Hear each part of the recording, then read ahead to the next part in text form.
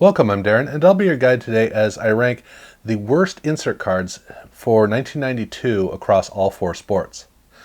Now, when I put together this video, I took the 3 cards at the top of the list for each of the sports, so I had 12 cards to work with, and in a couple of cases, I actually found myself inverting the cards, the order that they read, when I looked at them across all of the sports, because when you're in one sport, you're used to the nature of that sport, the particular companies making cards in that sport. There's a certain feel that you have within that space, and you kind of get a feel for how some of the cards are approached. But once you get to that full display case and you see all the cards spread out across all the sports, intermixed, they read a lot differently. And so that's very much what I was seeing going on here in a couple of cases. So you will see that a little bit, but also I came up with 7 cards that I could not let off the hook. I had to address them. And so that basically means that I have 2 honorable mentions. And the first one I'm starting off with is the best of all these cards, which is the Upper Deck Home Run Heroes. Best is relative. It really is the card that looks the most professional, but it also is a card that absolutely looks like it should be a subset. And even at that, it's not a great subset because the card just doesn't have hardly anything going on. Yeah, it's got that gold bat down the side, but the gold bat is unadorned and it's just going right down the side. Normally you're going to do a single item of design on the bottom or on the top, so it's like a grounding element or it kind of weights the top or something like that. Putting it down the side is a very, what do I want to say? It is just a boring card. That's what it is. In fact, more than that, it looks like it's supposed to be something and not. So it looks underwhelming for what it is. It draws attention to itself. I understand what they were trying to do, but this was one of those where you're just throwing a whole bunch of ideas out there and some of them are going to hit, some of them are going to miss, and this is an absolute swing and a miss for the Upper Deck Home Run Hitters, or Home Run Heroes, sorry. And then I also slightly, they are pretty close, but I'm not a fan of the Picks the Pros cards. In 1991, I understand what they were doing, and for 91, they're actually not that bad at all. Simply because, yes, there were some nice things going on in 91, but still, most people didn't know what to do, and we were just off the 1990 Action Pack cards with all that gold foil around the outside. That's what Pacific did. I think Action Pact was a little bit better with their cards. I mean, I do love the detailing that goes into it, the scale of the card. I think it's well made, and I think it does look good, except it's missing something. There's too much gold foil at the bottom. That's where the problem is. The rest of the card I could forgive if it wasn't for the size of the field at the base. They could have taken, since this was taken off of the 1991 design, it had those color slashes. Do something with that. Put some boxes of color down at the bottom, something like that to break up all of that gold foil. That's what they needed to do, and they didn't. But for 1991, that's one thing. By 92, the cards were looking a lot better in the set. Not as interesting, but they were looking better. Do something to upgrade the Picks the Pros cards, please. What good is there having a card set where 3 years in a row you don't know which card it is unless you turn it around on the back? And again, the detailing is really nice in the card. I love the colors that they have aside from the gold foil. Bring those down to the bottom. Do something. It's just they didn't, and that's the problem I have with this card. So this is a case where for football, I did invert these. This was actually my number 3 on the football specific video. I'm putting it at number 1 just because, or I'm putting it here at number 6 for this as the only football entry on this list for the simple reason that when I'm looking at everything else, the gold foil stands out too much. Even the Pro Line quarterback gold cards aren't as bothersome to me as this one is. So yeah, here it is. But when I get into the actual 5, I'm starting off with Score and Hockey, their sharpshooters cards. And this is another case where I've inverted the cards around. In the case of the sharpshooters card, the problem that I have with this card is that it looks like a subset card. It does not look like an insert card. And it looks like a subset card from Pinnacle. If it was a subset card in Pinnacle, okay, I could live with it because it's not trying to be its own show. But an insert card needs to be its own celebration, its own event. And there's nothing about this card that stands on its own.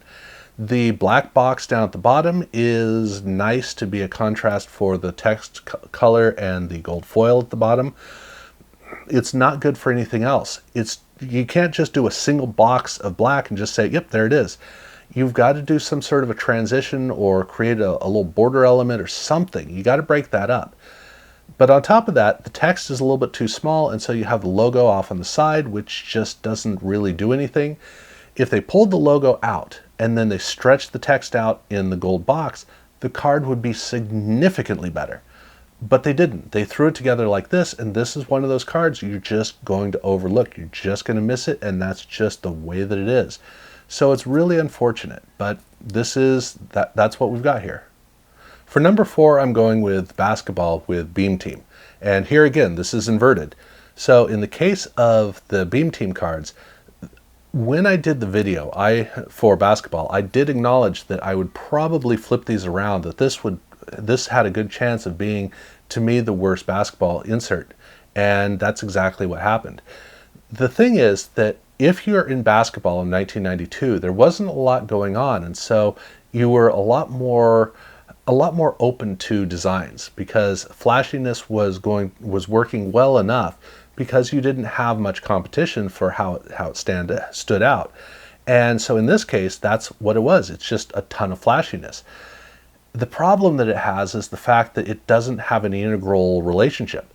Obviously, when you have holofoil like this, which is very complex holofoil and really impressive for 1992, you want to show it off. And to show it off, you have to have large fields for this to show up. The problem is that the way that they did it was too clunky.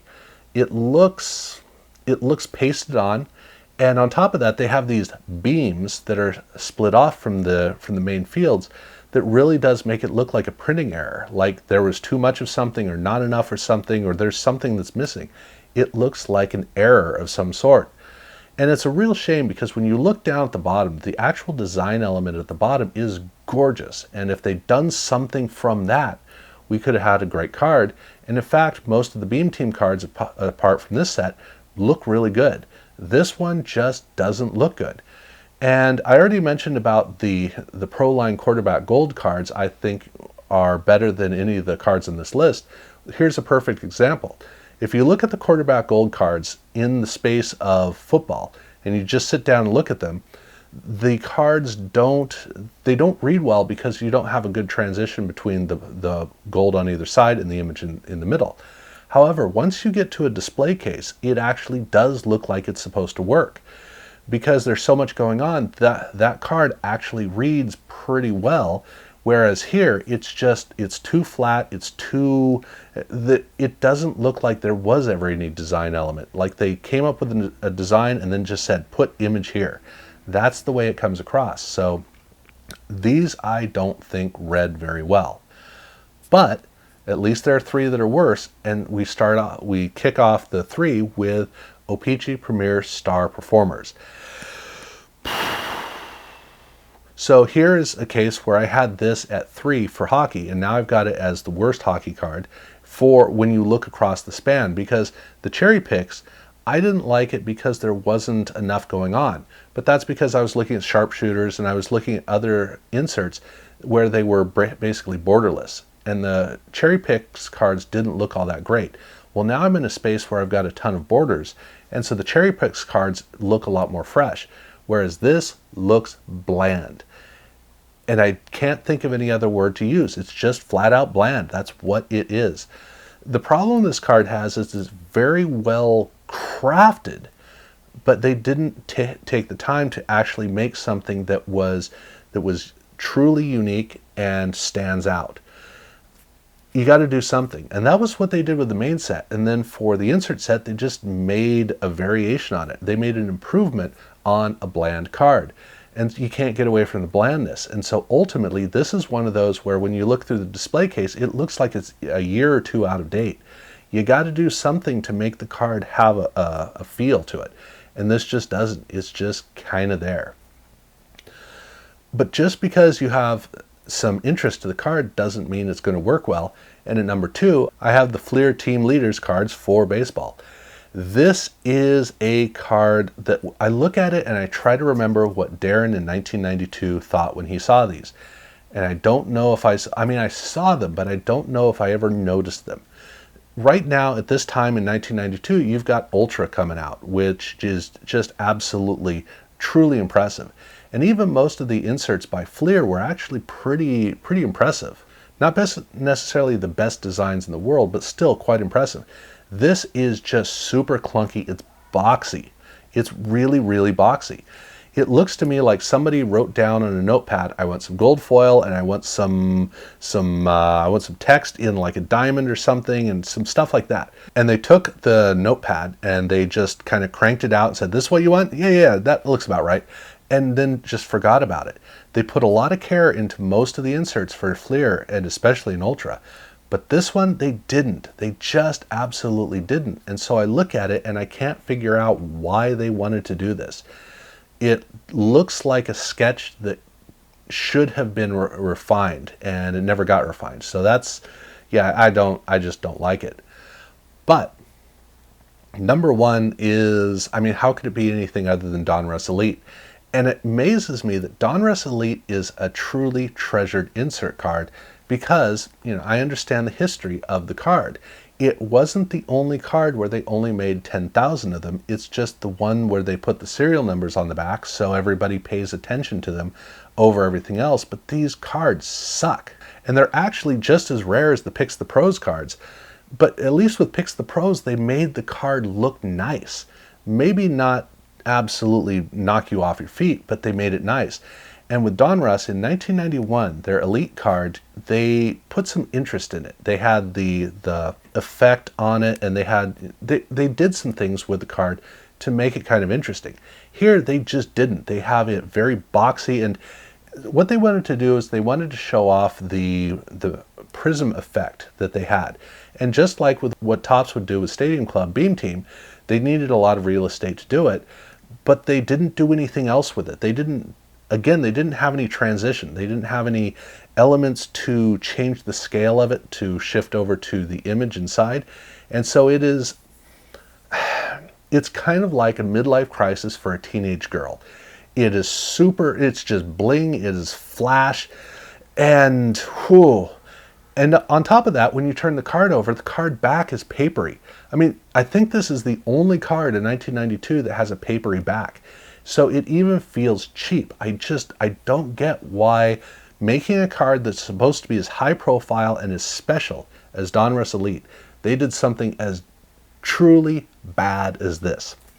Really an all-time bad insert card. And what else could I have at number 1? So that is my list of the worst insert card designs for 1992 across all the sports. Feel free to leave comments down below about your take on what you think about these. And it's I don't think I'm going to get a lot of pushback. If you haven't subscribed, please do subscribe and ring the bell to be notified. And check out the other rankings that I've been doing. And yeah, thank you very much for watching.